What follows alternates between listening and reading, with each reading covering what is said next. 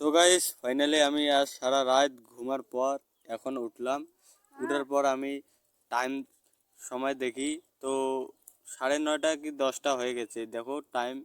পরে আমি স্পিডে বাড়ি থেকে বের হলাম। বাড়িতে বের হওয়ার পর দেখি কেউ বাড়িতে নাই, কারণ সবাই গিয়েছে তামাক কাটতে। আর আমি উঠলাম 9টার দিকে।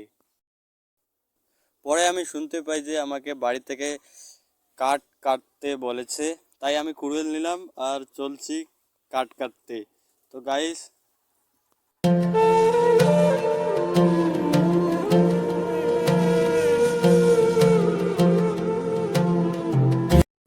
তো আমি এগুলো কাঠ কাটবো। অনেকগুলো আছে, দেখি কি হয়।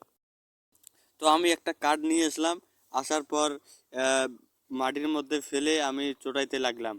এবার একটার পর এক চোট দিতে দিতে আমার হাত পা সব হয়ে গেল নুলনুলে।